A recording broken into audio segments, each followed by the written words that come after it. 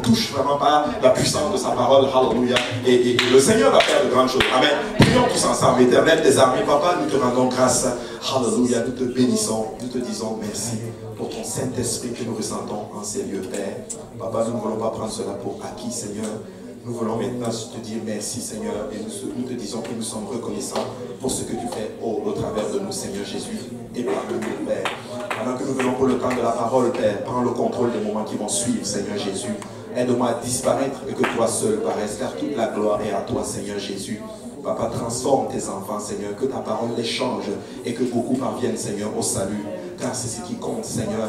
Passer l'éternité et régner avec toi, Seigneur Jésus-Christ. Alléluia, Papa. Je remets maintenant chacun de mes frères et chacune de mes sœurs, Papa, sur le thème de ma voix aujourd'hui, Seigneur, Papa. Je prie que tu les touches maintenant, Papa, par la puissance de ta parole, Seigneur, et par la puissance de ton esprit que nous ressentons en ces lieux, Père. Que tout honneur et toute gloire te reviennent. Et nous disons tous au nom de Jésus. Amen. Alléluia. Et vous pouvez vous asseoir dans la présence du Seigneur. Alléluia. Merci, Seigneur Jésus. Alléluia. Alléluia. Honnêtement, je suis convaincu que la parole d'aujourd'hui, c'est vraiment pour le service du soir. Parce que je priais vraiment beaucoup. Et en fait, ce message, je le préparais pour le service du soir. Et là, hier soir, le pasteur m'a demandé de prêcher le matin. Mais je rends grâce à Dieu, alléluia, pour que l'Esprit du Seigneur ait pris le contrôle du service. C'est bon comme cela, alléluia. J'allais encore rentrer à la maison. Et là, j'ai compris que non, c'était pour le soir. Amen. Mais qui sait, un jour, si je dois prêcher, alléluia, peut-être que ce message, on ne sait pas, peut-être qu'est-ce que le Seigneur est en train de faire. Mais je sais que la parole du Seigneur, la parole est pour le peuple le service du soir aujourd'hui. Amen. Alléluia. Aujourd'hui, par la grâce du Seigneur, nous allons parler d'Élie. Alléluia. Nous allons parler du Dieu qui répond par le feu. À qui est content de savoir que notre Dieu répond par le feu? Amen. Alléluia. Il répond par le feu. Alléluia. Vous savez, qui a peur du feu ici? Moi aussi, j'ai peur du feu. Mais notre Dieu est au contrôle même le feu. Waouh, n'est-ce pas extraordinaire? Amen. Maintenant, on va encore se lever. Je m'excuse de vous faire lever, mais promis, je ne veux plus vous faire lever. On va lire la parole du Seigneur. 1 Roi 18, 17. On va lire du verset 17 à 21. Amen. Alléluia. Nous lisons 1 Roi 18, verset 17 à 21. Alléluia. Donc nous lisons, il est écrit. À peine Akab aperçut-il Élie, qui lui dit, est-ce toi qui jettes le trouble en Israël? Élie répondit, je ne trouble point Israël, c'est toi au contraire et la maison de ton père. Puisque vous avez abandonné les commandements de l'Éternel et que tu es allé après les Baals. Fais maintenant rassembler tout Israël auprès de moi, à la montagne du Carmel, et aussi les 450 prophètes de Baal et les 400 prophètes d'Astarté, qui mangent à la table de Jézabel. Akab envoya des messagers vers tous les enfants d'Israël, et il rassembla les prophètes à la montagne du Carmel. Alors Élie s'approcha de tout le peuple et dit, jusqu'à quand clocherez-vous des deux côtés? Si l'Éternel est Dieu, allez après lui. Si c'est Baal, allez après lui. Si l'Éternel est Dieu, allez après lui. Mais si c'est Baal, allez après Baal. Waouh, alléluia. Et vous pouvez vous asseoir dans la présence du Seigneur. Un passage extraordinaire, et beaucoup d'entre vous connaissez en fait l'histoire, alléluia, d'Élie, alléluia, et Jézabel, les prophètes de Baal et les prophètes d'Astarté. Certains ont déjà prêché là-dessus, et je pense que vous le connaissez. Probablement que je ne veux pas apporter je ne veux pas vous donner quelque chose de plus, mais je veux probablement peut-être renforcer en d'autres termes ce que vous croyez déjà. Amen. Mais dans cette histoire, ou du moins, cette histoire se passe dans un moment où Israël est complètement divisé en deux nations. Et vous le savez, Israël était un royaume fort, et le tout premier roi d'Israël, c'était le roi David. Et personnellement, je crois que David est le plus grand roi que Israël ait connu.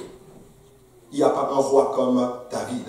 Il était spirituel, il n'était pas parfait, mais laissez-moi vous dire que son imperfection et son humilité, et du moins son dévouement à Dieu a fait de lui quelqu'un d'extraordinaire, à un point que le Messie est même sorti de David. Amen. Mais David était un homme qui a bâti le royaume d'Israël. Et malheureusement, son fils va prendre le pouvoir. Et malgré la sagesse de son fils, malgré l'intelligence de son fils Salomon, le royaume va quand même se scinder en deux après sa mort. Vous savez, on ne bâtit pas un royaume sur la sagesse humaine. On ne bâtit pas les choses sur la sagesse humaine. Nous bâtissons les choses sur la parole de Dieu. parce que c'est du solide et c'est du cash. Écoutez, l'un des fondements, ou du moins le fondement le plus solide, c'est la parole de Dieu. Amen. Hein? Alors, n'est-ce pas, Salomon lui-même déclare, ne t'appuie pas sur ta propre sagesse, mais en toute chose, confie-toi en l'Éternel. Et j'ai beaucoup aimé, alléluia, à l'ouverture ce matin par le frère Jules et l'apport du frère Stéphane. En toute chose, appuie-toi sur l'Éternel, parce que c'est du solide. Amen.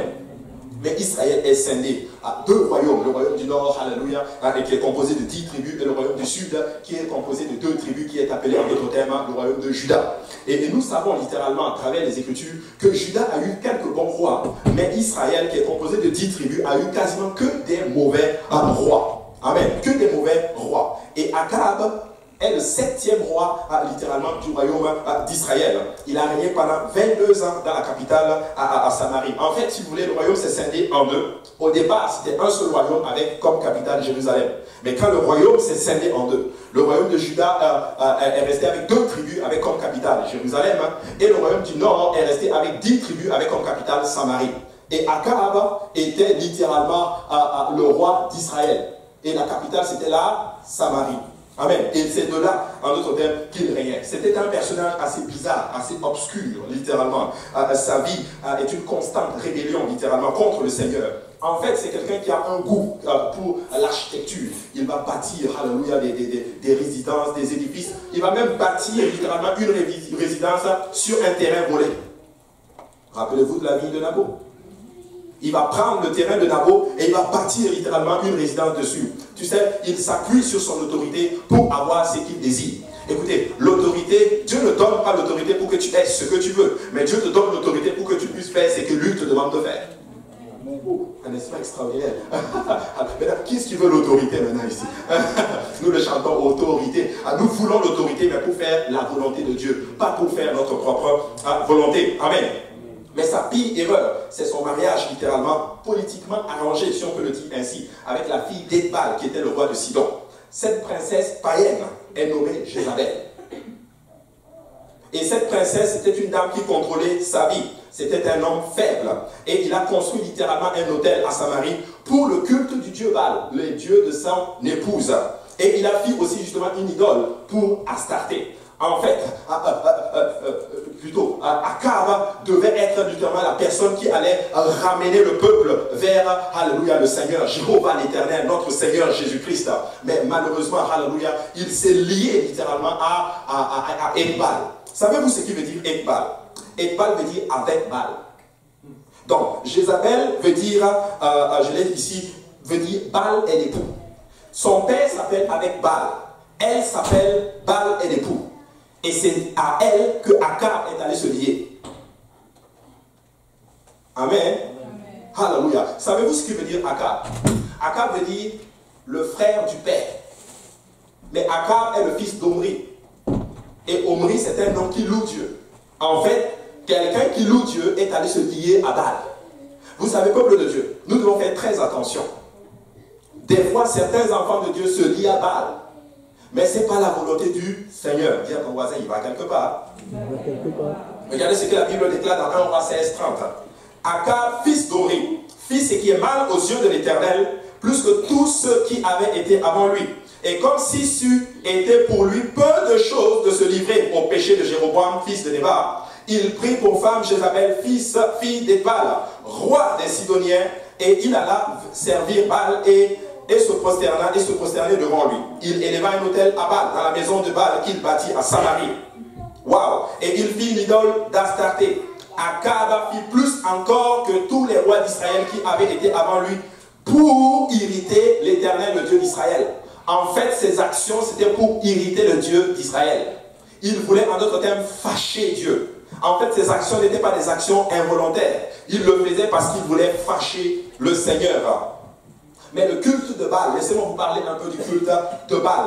En fait, c'est le culte du veau d'or. C'est ce qui est écrit littéralement dans le livre d'Osée. Et dans la Bible, il n'y a aucune identité particulière qu'on peut donner à Baal. Mais ça ressemble à des divinités qui pourraient, à toutes les divinités qui pourraient détourner un enfant de Dieu de la voie du Seigneur. Donc, toute divinité qui empêchait un enfant de Dieu de servir Dieu se mettait dans la catégorie des Baal et des Astartés. Amen. Vous savez, les païens ils adoraient Moloch. Ils adoraient, en d'autres termes, tout ça, on les mettait dans les camps des Baal et des Astartés. Vous savez, c'est pourquoi, dans le livre des Juges, chaque histoire commence par ceci. Le peuple de Dieu se détourna du Seigneur et adora les Baal et les Astartés. Amen. De la même façon, Astarté rassemble les divinités qui se réfèrent à Ishtar, la déesse de Babylone.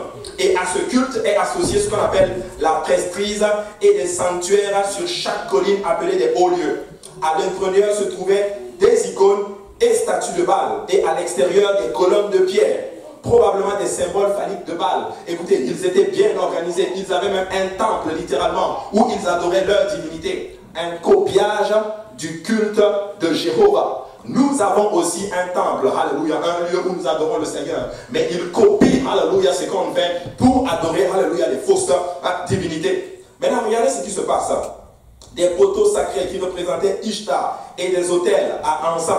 Et ce culte était associé aussi dans l'esprit à certains corps célestes, comme le soleil, l'eau, le feu et toutes ces choses. N'est-ce pas qu'on a parlé du feu tantôt? Dis à ton voisin, il va quelque part là-bas.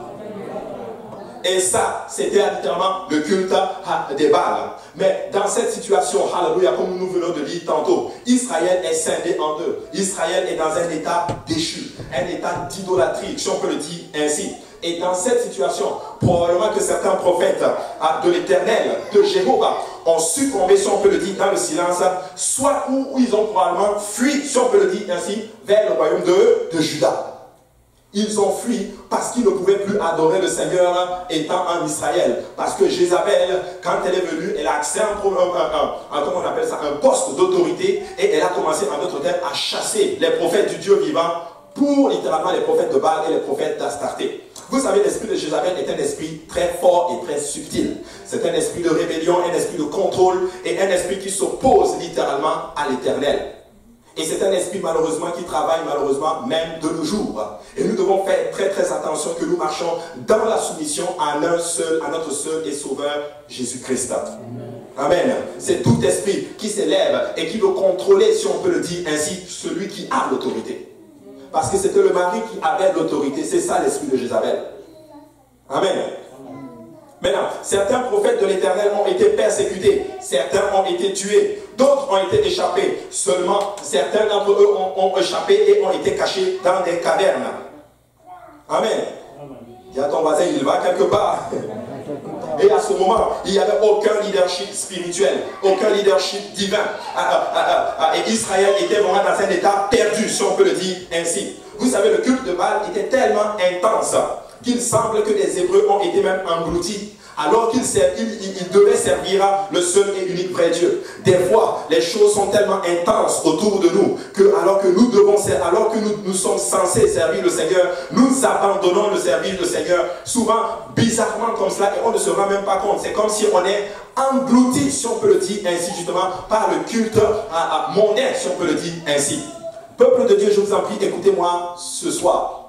Vous savez, l'esprit du monde agit très fortement. Et l'esprit du monde veut entrer dans l'église. L'esprit du contrôle veut entrer dans l'église. Mais j'espère, alléluia, que les enfants de Dieu vont se lever dans un moment déchu comme le temps dans lequel nous sommes et dire non, alléluia, je ne vais pas servir les Baals et les Astartés. Non, je ne vais pas servir le monde. Je vais servir le Seigneur, l'Éternel, notre Seigneur Jésus-Christ. Amen. Ils avaient fui et la marée de la corruption était si forte qu'il semble que la connaissance du vrai Dieu se sera même perdue parmi les Israélites. Alléluia, peuple de Dieu, nous devons connaître qui est notre Seigneur Jésus. Alléluia. Nous devons savoir que le seul, celui-là que nous adorons, c'est le seul Seigneur. Il n'y a personne comme lui et c'est lui seul, le seul et vrai Dieu. Nous devons le savoir et c'est très très très important. Alléluia. Mais juste dans le temps où c'était complètement déchu, Dieu va élever un prophète nommé Élie. Peuple de Dieu, souvenez-vous de ceci. Là où le péché abonde, la grâce surabonde. Là où il y a le péché, la grâce va toujours surabonder. Romains 5, 20 nous dit. Nous ne devons jamais oublier ceci. Jésus a toujours une solution pour sortir son peuple des troubles. Écoute, si tu es dans des problèmes aujourd'hui, je veux que tu persévères dans le Seigneur. Si tu as des problèmes aujourd'hui, je veux que tu sois fidèle à la maison du Seigneur. Si tu as des problèmes aujourd'hui, je veux que tu lèves tes yeux vers la montagne d'où te viendra le secours. Alléluia. Parce que le secours te vient de l'Éternel. Parce qu'il y a toujours une solution. Alléluia. Pour tout enfant de Dieu qui passe par un problème. Je comprends. Toute solution, tout problème nécessite une solution. Écoutez-moi, je l'ai dit la semaine passée. Tout problème nécessite la solution de Dieu. Amen. Amen. Je ne veux pas la solution du monde. Alléluia. Je ne veux pas la solution du gouvernement. Je veux la solution de Jésus. Parce que quand Jésus règle ton problème, il prend le problème à la racine. Mais quand l'homme traite ton problème, il prend le problème par-dessus. Mais oh, alléluia, quand le Seigneur te touche, alléluia, quand il enlève le problème, tu peux être sûr d'une chose, le problème est parti pour toujours. Amen. Oh, alléluia. Est-ce qu'on peut battre les mains pour le Seigneur qui enlève, alléluia, le problème à la racine? Il y a toujours, alléluia, une solution. Je l'ai dit, alléluia, hier, peu importe, alléluia, les problèmes dans lesquels tu te trouves, laisse-moi te dire que ça a toujours une fin. Il y a une fin à toute chose. Écoutez, il y a même la fin du monde. Écoutez, peu importe ce que tu traverses, il y a une fin à tout problème dans ta vie. Je ne sais pas quand est-ce que ça va terminer, mais ça va terminer au moment où le Seigneur, je vais le dire ainsi, ça va terminer au bon moment, au moment où le Seigneur l'aurait décidé. Et quand le Seigneur le décide, c'est le bon moment. N'est-ce pas? Maintenant, regardez ceci. Ésaïe chapitre 59, verset 19. On craindra le nom de l'Éternel depuis l'Occident et sa gloire depuis le soleil levant. Je m'excuse, nous n'avons pas notre écran, il y a des travaux au sous-sol, mais s'il plaît à Dieu, nous l'aurons très bientôt. Amen. Alléluia. On craindra le nom de l'Éternel depuis l'Occident et sa gloire depuis le soleil levant. Quand l'ennemi viendra comme un fleuve, l'Esprit du Seigneur, l'Esprit de l'Éternel le mettra en fuite. C'est écrit, quand l'ennemi viendra comme un fleuve, l'Esprit de l'Éternel le mettra en fuite. Vous savez, nous lisons ce passage parce qu'avec les ponctuations, vous savez, la Bible hébraïque originale, il n'y avait pas les ponctuations. Amen. Donc, quand on lit le texte, tu peux placer la virgule où tu veux. Bishop Pouvoir nous l'avait enseigné. Donc, je peux lire aussi le texte de ce genre-là. Quand l'ennemi viendra, virgule, comme un fleuve, l'Esprit de l'Éternel le mettra en fuite. Pas comme si, c'est pas écrit, c'est écrit c'est, quand l'ennemi viendra comme un fleuve, l'Esprit du Seigneur le mettra en fuite. Mais je peux le lire aussi ainsi, quand l'ennemi viendra, virgule, comme un fleuve, l'Éternel le mettra en fuite. Et ça fait beaucoup de sens. Celui qui est rempli du Saint-Esprit, des fleuves d'eau vive coulent de son sein. Écoutez, quand tu as le Saint-Esprit, lorsque l'ennemi vient, sort un parler en langue, alléluia, ça ne fait pas de sens, alléluia, mais comme un fleuve, l'Esprit du Seigneur le mettra en fuite. Amen. L'Esprit du Seigneur va le mettre en fuite. Des fois, j'ai envie justement que le peuple de Dieu s'élève, tous ensemble, en unité, et le déjà un parler en langue, une bannière spirituelle qui couvre le peuple de Dieu. Alléluia. Vous savez, lorsque nous parlons en langue, c'est un esprit que nous disons des mystères à Dieu. Vous savez, un mystère dans la Bible, je l'ai toujours dit, c'est une vérité cachée. Tu ne sais pas ce que tu es en train de dire, mais en esprit, alléluia, peut-être que tu es en train de dire des choses importantes en ce qui concerne toi-même, ton église, ton pasteur, alléluia, ta famille, alléluia, ton travail, je ne sais pas, mais en esprit, tu es en train de dire des mystères à Dieu. Peut-être que c'est un combat spirituel, mais quand l'ennemi viendra, alléluia, comme un fleuve, l'Esprit du Seigneur le mettra en fuite. Alléluia. Élie est un personnage de nulle part. Nous n'avons pas beaucoup d'informations sur lui. Il est comme parachuté dans l'histoire. Il arrive d'une façon brusque. Il arrive d'une façon un peu... C'est comme si c'est...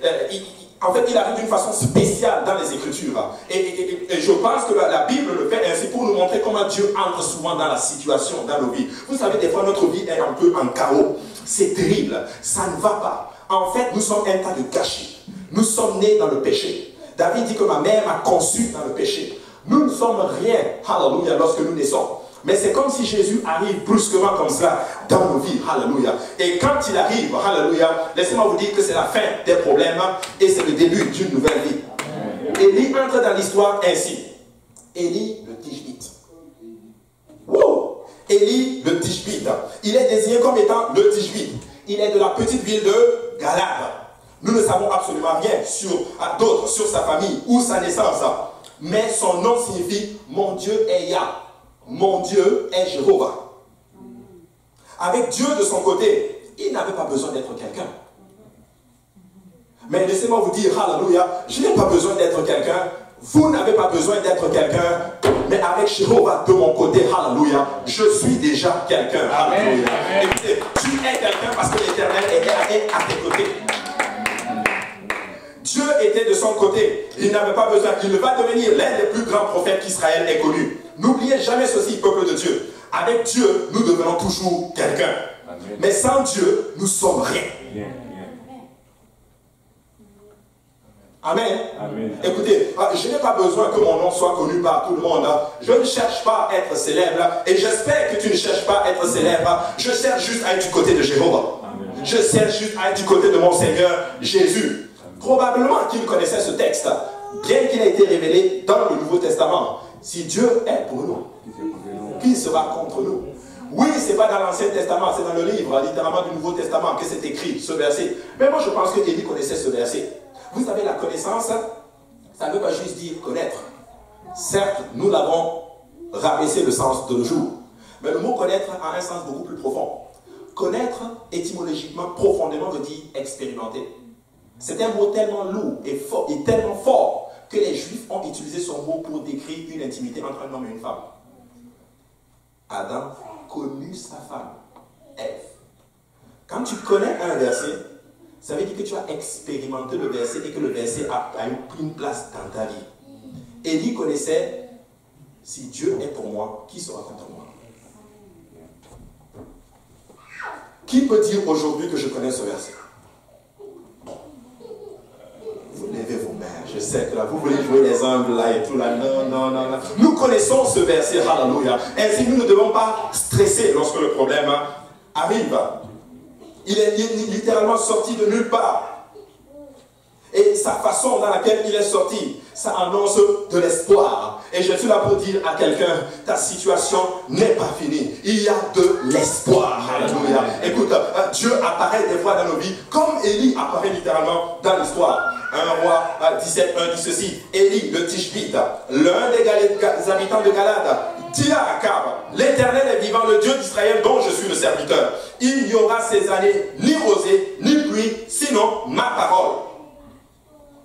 Écoutez, il est parachuté littéralement, alléluia, mais il arrive et il va parler directement au roi. Amen. Lors des cultes de Baal, écoutez ceci, lors des cultes de Baal, des prostituées mâles et femelles servaient sexuellement sur les hauts lieux, et certains passages bibliques rapportent parmi les rituels chaldéens des sacrifices d'enfants pour obtenir la faveur de la divinité. Regardez dans le livre de Jérémie 19:5, il dit ceci, ils ont bâti des hauts lieux à Baal pour brûler leurs enfants au feu en holocauste à Baal, ce que je n'avais ni adoré, ni ordonné, ni prescrit, ce qui m'était point venu à la pensée, nous dit le Seigneur. Ils sacrifiaient même leurs enfants pour obtenir la divinité des Baals et des Astartés. Écoutez, je rends grâce à Dieu. Ce Dieu ne cherche pas ta mort. Il veut que tu vives pour lui. Jésus ne veut pas que tu meurs pour lui. Lui est mort pour toi. Mais il veut que toi tu vives pour lui. Écoutez, les autres divinités veulent ta mort. Ils veulent que tu donnes, tu donnes, tu donnes. Mais notre Seigneur a donné, donné, donné pour nous. Alléluia. Écoutez, nous devons rendre grâce à ce Seigneur. Nous devons bénir son Seigneur. Nous devons constamment lui dire merci. En dépit de ce que nous traversons, nous devons aller vers une place et dire, Seigneur Jésus, tu as tout donné pour moi. Tu ne t'es pas retenu. Alléluia. Tu as tout donné pour moi. Et pour te rendre grâce, pour t'être reconnaissant, je te donne ma vie. Je te la consacre tout entière. C'était affreux, horrible, honteux pour le peuple de Dieu qui avait une fois expérimenté la bonté et la faveur du Dieu Tout-Puissant. Qui ici peut dire que Jésus n'a jamais rien fait pour lui? Qui ici peut dire, alléluia, que le Seigneur n'a jamais rien fait pour lui? Écoutez, une façon, alléluia, de tomber dans la disgrâce, de tomber dans le murmure, de tomber dans la dépression, c'est lorsque tu oublies les bienfaits du Seigneur dans ta vie.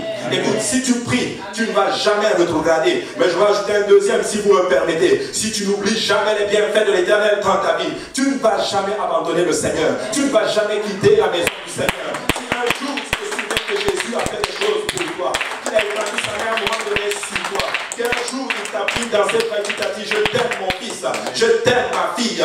Tu ne vas jamais quitter la maison de l'Éternel. Alléluia. Je sais qu'il y a beaucoup de problèmes représentés en ces lieux, mais je sais aussi une chose, je vois plusieurs témoignages parmi nous. Alléluia. Parce que si j'ouvrais cet hôtel, alléluia, nous pouvons témoigner toute la nuit des bienfaits et des bontés du Seigneur dans nos vies. Écoutez, j'écoute souvent une chanson qui dit ceci: lorsque le vent de la tempête va sonner, n'oublie jamais, compte les bienfaits de l'Éternel et tu verras combien ces bienfaits sont nombreux.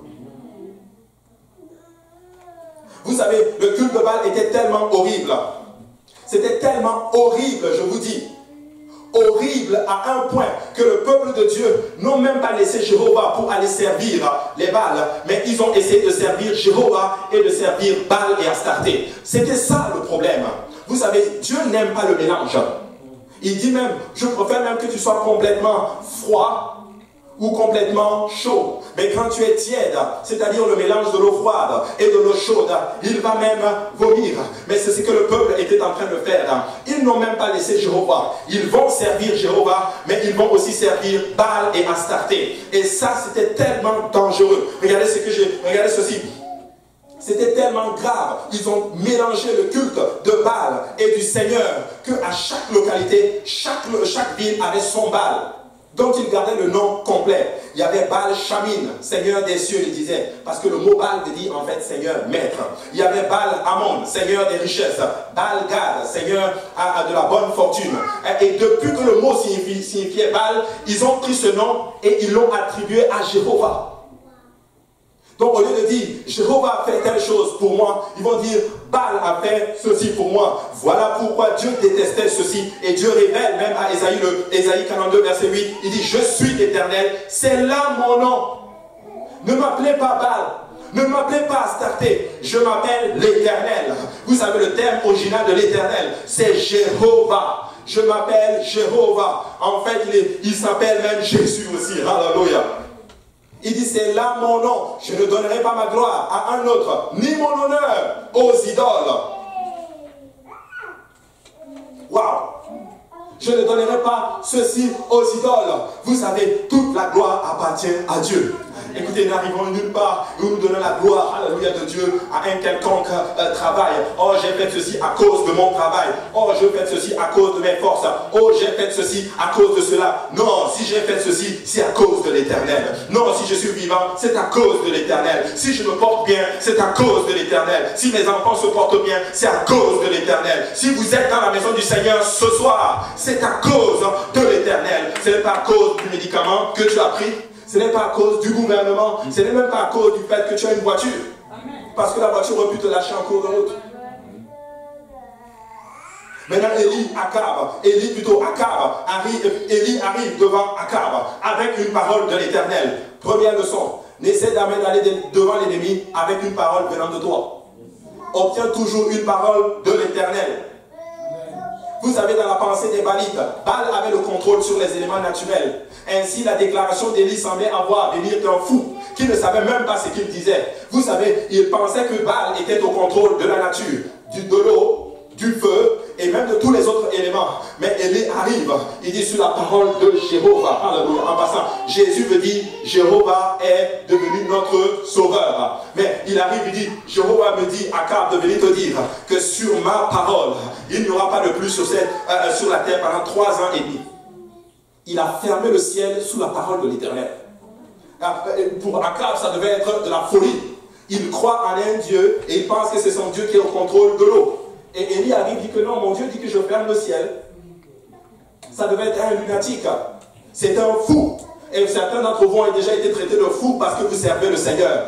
Oh, mais pourquoi tu vas tout le temps à l'église? Tu es fou, toi. Non, je ne suis pas fou. Alléluia. Je suis fou. Alléluia pour Dieu. En fait, je suis fou pour toi, mais sage pour Dieu. Amen. Message pour Dieu. Dans la pensée, Élie semblait être un fou. Mais Élie avait une parole de l'Éternel. Je ne suis pas fou. Et vous n'êtes pas fou. Vous avez une parole du Seigneur. Je sais que chacun de vous a une parole spécifique de l'Éternel dans vos vies. J'en ai plusieurs dans ma vie. Et c'est largement suffisant pour renverser l'ennemi. Regardez, l'herbe sèche, la fleur tombe, mais la parole de notre Dieu subsiste éternellement. Écoute, si Dieu t'a donné une parole, tu peux t'appuyer là-dessus. Parce que cette parole va toujours s'accomplir. Mais les mauvaises récoltes et les horreurs de la famine à l'échelle nationale vont bientôt convaincre Akab, littéralement, qu'en passant, le Dieu d'Élie avait probablement raison. Le Dieu d'Élie a quand même beaucoup de pouvoir, par contre. Hein. Il ferme littéralement le ciel et nous n'avons pas de pluie. Élie était un homme de la même nature dans Jacques 5, 17, de la même nature que nous. Il pria avec instance pour qu'il ne plût plus. Il ne tomba point de pluie sur la terre pendant 3 ans et demi. Un homme qui ferme le ciel pendant 3 ans et demi. C'est comme si tu te lèves littéralement et tu vas voir Justin Trudeau. Tu dis à Justin Trudeau, il n'y aura plus de pluie sur Montréal pendant 3 ans et demi. Waouh! C'est chaud, hein? Mais d'abord, où est-ce que tu vas même passer pour arriver devant Justin Trudeau? Mais il arrive devant Justin Trudeau. Je ne sais pas comment il a dû esquiver plein de choses. Mais écoutez, quand tu arrives avec une parole de l'Éternel, alléluia, c'est du solide et c'est du cash. Nous pouvons bâtir notre famille sur la parole de Dieu. Tu peux bâtir l'éducation de tes enfants sur la parole de Dieu. Tu peux bâtir ton mariage sur la parole de Dieu. Tu peux bâtir tes études sur la parole de Dieu. Tu peux bâtir le ministère dans lequel Dieu t'appelle sur la parole de Dieu. En fait, tu peux tout paquer sur la parole de Dieu.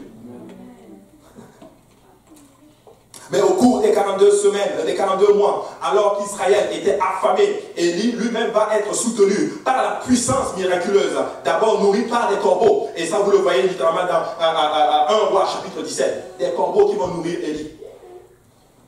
Je n'ai jamais compris cela. Hier, j'étais ici, je préparais le texte, et là, je me posais des questions. J'avais déjà enseigné une fois là-dessus. Mais je me posais la question, pourquoi les corbeaux? Seigneur, pourquoi tu utilises des corbeaux pour nourrir un puissant homme de Dieu? Alors que nous savons que dans la loi, le corbeau est un animal que les Juifs doivent prendre en abomination. Pourquoi le corbeau? Mais regardez ce qui suit. Je vais vous expliquer qu'est-ce que le Seigneur m'a montré hier. J'étais là, ici, là, je priais, Seigneur, montre-moi quelque chose. Et il m'a montré quelque chose. Ah, non, je pense que je ne veux pas vous la dire. Je peux continuer. Est-ce que je l'ai dit ou pas? Oui. Ok, non, bon, ok, je peux vous la dire. Je peux vous la dire. Mais regardez ce qui se passe. Regardez ce qui se passe. Élie est nourri par des corbeaux. Et ça se passe à Kéri. Vous pouvez le voir dans 1 Roi chapitre 17. Mais après cela, le Seigneur l'amène quelque part où il est nourri par une veuve. Mais la veuve n'est pas une juive. La veuve est de la ville de Sidon. En fait, elle est païenne, c'est-à-dire une non-juive. Et Dieu va l'utiliser. Mais voici ce que le Seigneur m'a montré. Il m'a montré ceci. Tu sais, Élie, je vais prendre toutes ces choses que vous avez en abomination et je vais te bénir avec. En fait, il était en train de dire, je vais prendre littéralement une personne faible pour te nourrir. Mais voici ce que j'ai pu voir par rapport au corbeau. Le corbeau est en abomination. Et comment étaient traités les païens chez les Juifs? En abomination, comme des impurs. Moi, je crois que c'était prophétique pour le dire qu'un temps viendra, c'est les païens qui vont quasiment vous nourrir avec la parole. Amen. Je crois que c'était une image qu'il était en train de lui montrer, littéralement. Mais regardez ce qui se passe. Dieu l'amène d'abord à Kéri. Kéri veut dire couper. Amen. Ça veut dire couper. Ça veut dire couper. Vous savez pourquoi? Parce que quand Dieu t'appelle et qu'il te donne une parole, il va d'abord te couper de quelque chose pour te nourrir. Dieu le coupe littéralement de quelque chose. Voilà pourquoi nous avons besoin de la sanctification. Et après cela, Dieu l'amène à Sarepta, où la veuve va le nourrir. Savez-vous ce que veut dire Sarepta? Sarepta veut dire lieu du fondeur, un endroit où il fait chaud. Ça veut dire un four. Tu sais, des fois, quand Dieu t'appelle, il va te faire passer par le four. Tu vas passer des fois par le feu. Des fois, les problèmes vont arriver. Mais voici ce que le Seigneur était en train de montrer ici, que même dans le four, il va quand même pourvoir à tes besoins. Même dans le four, une veuve va te nourrir. Même dans le four, une personne qui a perdu, qui est faible, qui n'a plus le support d'un mari, alléluia, qui n'a absolument rien chez elle, qui n'a juste qu'un morceau de gâteau, elle va te nourrir. Écoute, si tu passes par des moments difficiles, si tu es dans le four ce soir, le Seigneur va quand même pourvoir à tous tes besoins, alléluia. Il ne va jamais t'abandonner. Le plus important, assure-toi que Dieu t'a appelé. Écoute, quand Dieu t'appelle, il pourvoit avec. Il a appelé Abraham, il a pourvu. De un, Abraham est devenu plusieurs.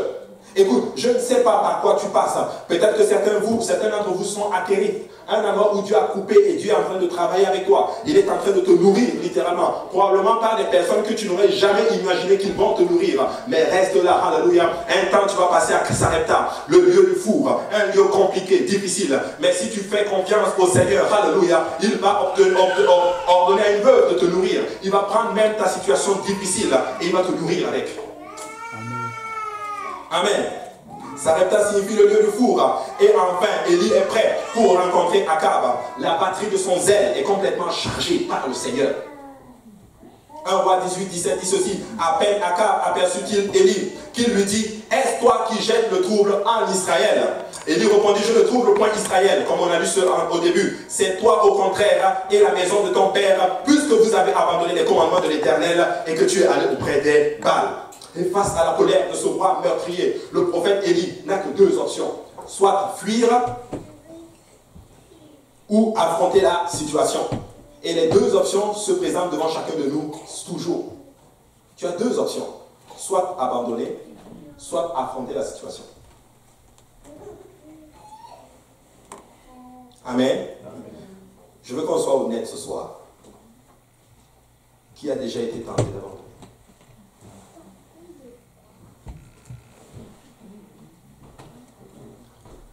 Mais grâce soit rendue au Seigneur parce que nous sommes toujours là. Nous ne sommes pas là par nous-mêmes. Nous sommes là par la puissance de l'Éternel.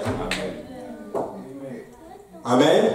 Nous sommes là par la puissance de l'Éternel. Alléluia. Vous savez, ça là, ça mérite juste qu'on batte les mains pour le Seigneur. Parce qu'il fait un bon travail.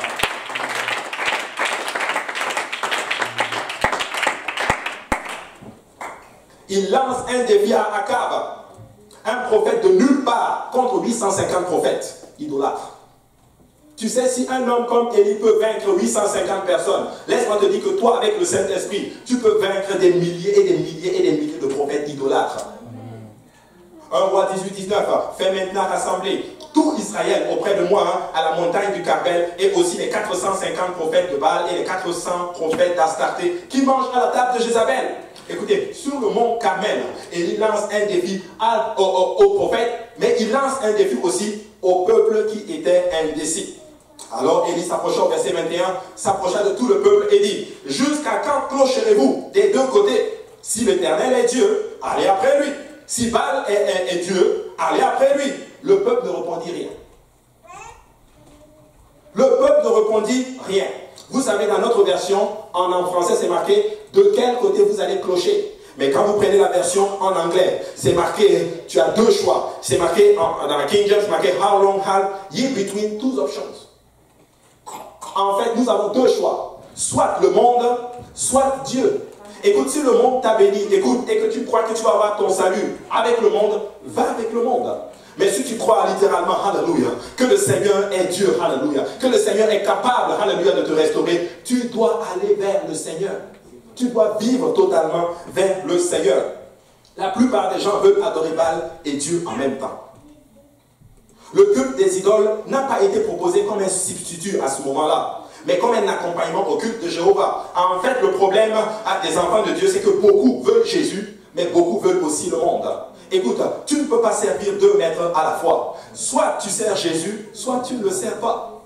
Jésus a dit ceci, celui qui est avec moi, plutôt, celui qui n'est pas avec moi est contre moi. Celui qui n'assemble pas avec moi disperse. Nous ne pouvons pas faire les deux. On ne peut pas avoir deux pieds, un pied là et un pied là. Il faut que les deux pieds soient dans l'église ou les deux pieds soient dans le monde. Mais nous avons choisi, et je rends grâce à Dieu de voir ce que je suis en train de voir, alléluia, ce soir. Je suis content de voir des gens qui ont les deux pieds dans la maison du Seigneur. Vous avez choisi, et c'est ça qui compte. Écoute, le manque de réponse du peuple montrait là qu'ils étaient indécis. Je vais vous dire quelque chose que j'ai appris récemment. Ne pas décider, c'est décider quand même.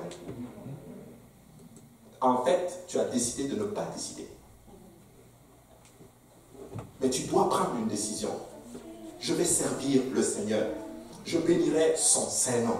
Oui, les gens disent que je ne peux pas servir Dieu. Je sais que moi, je ne peux pas servir Dieu. Mais avec la puissance du Saint-Esprit, je servirai Dieu. Écoutez, vous êtes en train de servir Dieu maintenant. Amen. Vous savez, ils ne voulaient pas répondre. Nous ne pouvons pas servir 2 maîtres. Ainsi, ils ont commencé à négliger le culte du Seigneur. Voilà pourquoi le peuple était indécis. Récemment, je regardais littéralement le texte et je peux voir littéralement que c'était devenu à un niveau que la négligence était rentrée dans le culte du Seigneur. Hébreux 2:3 dit ceci. Comment échapperons-nous en négligeant un si grand salut qui, annoncé d'abord par le Seigneur, nous a été confirmé par ceux qui l'ont entendu? Nous ne pouvons pas négliger le salut. Ce n'est pas un jeu. Amen. C'est important. C'est un trésor. Si tu as le salut, tu dois le garder. C'est mon salut. Je dois le préserver. Certains d'entre nous, nous préservons tellement notre compte en banque que nous mettons même notre NIP de telle sorte que personne ne peut savoir que ton NIP c'est ça. Pourquoi? Parce que c'est important pour nous. Mais tu sais quoi? Ton salut est plus grand que ton compte en banque. Ton salut est plus grand que tout ce que tu as de plus cher sur cette terre. Ton salut, c'est la chose la plus importante que tu peux avoir. Amen. Dans une telle situation, Élie va pousser le peuple à faire au moins un choix. Vous savez, des fois, nous sommes dans une situation complexe. Nous ne voulons pas choisir. Et des fois, nous allons vous pousser à choisir. Je ne peux pas choisir pour toi, mais je peux par la grâce du Seigneur, avec toute l'onction que le Seigneur peut me donner, avec toute la connaissance que je peux avoir de la parole du Seigneur. Les pasteurs vont prêcher, les enseignants vont prêcher, les frères vont tout faire. Nous allons prier. On va même jeûner pour toi, pour influencer ton choix littéralement vers le Seigneur. Mais nous ne pouvons pas choisir pour toi. Tu dois choisir par toi-même. Je vais aller plus loin. Jésus lui-même ne peut pas choisir pour toi. Tu dois choisir. Il va tout faire pour influencer ton choix. Je vais prêcher jusqu'à ce que je transpire, jusqu'à ce que je tombe, même littéralement que le micro tombe. Mais tout ça, c'est juste pour influencer ton choix. Et j'espère, alléluia, et je suis sûr que tu vas faire le bon choix. Je suis convaincu que vous allez faire le bon choix. Ne reste pas indécis ce soir, mais choisis. 1 Roi 18:23, que l'on nous donne 2 taureaux, qu'ils choisissent pour eux l'un des taureaux et qu'ils le coupent par morceaux et qu'ils le placent sur le bois sans y mettre le feu. Et moi, je préparerai l'autre taureau, je le placerai sur le bois sans y mettre le feu. Puis invoquez le nom de votre Dieu. Et moi, j'invoquerai le nom de l'Éternel. Le Dieu qui répondra par le feu, c'est celui-là qui sera Dieu. Et tout le peuple répondit en disant, c'est bien. Il va justement faire comme une sorte de concours. Il va littéralement faire comme une sorte de duel pour pousser le peuple à choisir littéralement. Il va démontrer que le Seigneur est Dieu. Et j'espère que depuis longtemps, vous avez compris que le Seigneur est Dieu. Alléluia. Et que votre choix est fait. Écoutez, moi je suis content de voir des gens qui ont choisi. Je suis content de voir. Baal était le dieu du feu. Il est normalement avantagé. Baal était le dieu du feu. Il est normalement avantagé. Les prêtres jouissaient d'une vaste majorité en nombre, du patronage de leurs dirigeants, de la faveur populaire auprès du peuple et d'impressionnants vêtements sacerdotaux. Ils devaient d'abord faire une requête à leur Dieu et passer presque toute la journée en prière. Vous savez, ils étaient passionnément sérieux, furieusement persistants, farouchement religieux et indéniablement sincères. Pourquoi cela? La sincérité n'est pas une garantie du salut. Ton sérieux n'est pas une sincérité du salut. Et même ta religion n'est pas une sincérité du salut. La seule chose qui peut garantir notre salut, c'est que c'est fait selon la parole de Dieu. Tu peux être sincère, mais sincèrement dans l'erreur. Tu peux être religieux et religieusement dans l'erreur. Tu peux être sérieux et sérieusement dans l'erreur. Mais malgré tout cela, ils ont échoué. Ils n'ont pas pu faire tomber le feu. En fait, le Seigneur va utiliser les éléments de ces mêmes 850 prophètes de Baal, littéralement, pour les confondre, littéralement. Le Seigneur va aller dans le terrain de l'ennemi et il va leur montrer, littéralement, que c'est lui qui contrôle tous ces éléments. Peuple de Dieu, écoutez-moi très bien. Le Tout-Puissant n'est jamais en désavantage. Jamais, jamais. Écoutez, il va confondre les Égyptiens. Les Égyptiens adoraient le Nil. Le Seigneur va transformer le Nil en du sang. Ils adoraient la chèvre, le bélier, le taureau. Le Seigneur va tuer les bétails, tous les premiers-nés des animaux. Ils adoraient le soleil. Leur pays était couvert de ténèbres à un moment donné. Ils adoraient Osiris, disant que Osiris était le dieu de la vie. Jésus va faire tomber littéralement tous les premiers-nés des Égyptiens pour leur montrer que c'est lui qui contrôle tous ces éléments. Peuple de Dieu, vous servez un Dieu qui est au contrôle de toutes choses. Notre Seigneur va dans le camp de l'ennemi. Il confond et lui montre que c'est lui le Dieu de tous ces éléments. Après avoir déposé leur sacrifice sur l'autel, les prophètes de Baal vont invoquer le nom de leur Seigneur. Ils vont invoquer ils vont invoquer les Baals et toute la combinaison démoniaque que vous pouvez imaginer. Ils vont adorer le Seigneur jusqu'à midi. Ils vont sauter en haut, en bas. Mais à midi, Élie va commencer à se moquer d'eux. Et ils vont commencer littéralement à se faire des incisions pour ajouter leur propre sang au sang des taureaux qu'ils avaient littéralement tués, qu'ils avaient déposés devant l'autel. Écoute, tu n'as pas besoin d'ajouter ton sang dans le sang du Seigneur Jésus-Christ. Il a coulé son sang pour toi. C'est largement suffisant pour notre rédemption. Alléluia. Et vous allez voir que beaucoup de personnes, quand ils souffrent, quand ils commencent à tomber dans la dépression, ils vont commencer à se multiplier, à se faire des incisions. Ça, c'est un esprit des Baals et des Astartés. Tu n'as pas besoin de cela. Tu n'as pas besoin de faire du mal à ton corps. Christ a pris, alléluia, cela. Le châtiment qu'il nous donne, la paix est tombée sur lui. Tu n'as plus besoin de souffrir. En fait, tu n'as pas le droit de souffrir. Parce qu'il a souffert pour nous. Et par son sacrifice et par ses instructions, nous sommes guéris. Un roi, 18-27 dit ceci, à midi, Élie se moqua d'eux et dit, crie à haute voix. Puisqu'il est Dieu, il pense à quelque chose, ou il est occupé, ou il est en voyage. Peut-être qu'il dort. Vous savez, ils ont prophétisé jusqu'à midi, mais en vain, sans réponse. Comme beaucoup de personnes vont faire plein de choses, mais en vain. Écoutez, j'ai vu le témoignage ce matin. Il dit que je fais toutes ces choses et j'arrive devant la porte. On me dit que tu ne peux pas y entrer. Écoutez, tu ne veux pas faire toutes ces choses-là et arriver à un moment donné, on te dit, fini pour toi. J'ai été musulman toute ma vie. Pendant 24 années de ma vie, j'étais musulman. J'étais un vrai pratiquant. Écoutez, je m'apprêtais à aller en Arabie Saoudite pour devenir imam. Je connais, je lis l'arabe. Mais un jour, j'étais dans cette mosquée. Et le Seigneur, je suis convaincu que c'est Jéhovah qui m'a parlé, qui m'a dit, et si tout ceci était faux? Tu peux faire toutes ces choses. Et les musulmans font beaucoup de choses. Ils prient 5 fois par jour. Ils jeûnent 40 jours par année. 1 mois par année. Et vous savez quoi? Ils jeûnent à 7. C'est le soir qu'ils mangent. Ils font beaucoup de choses. Mais laissez-moi vous dire que Allah est un dérivé des Baals. C'est un vain. 1 Roi 18-29. Lorsque midi fut passé, il prophétisait jusqu'au moment de la présentation de l'offrande. Mais il n'y eut ni voix, ni réponse, ni signe d'attention. Peut-être que certains d'entre vous ont fait des choses. Il n'y a pas eu de voix, il n'y a pas eu d'attention, il n'y a pas eu de réponse. Mais j'aimerais qu'on s'arrête un peu à ce verset du verset 29. Parce que c'est très fort et très puissant. Il y a beaucoup de révélations ici. Vous savez, la Bible dit spécifiquement. Et la Bible est tellement claire là-dessus que l'offrande a été apportée le soir. Dans la version en français, ce n'est pas écrit. C'est juste marqué que Élie a fait son offrande pendant la présentation de l'offrande. Mais quand vous prenez la version en anglais, dans la King James,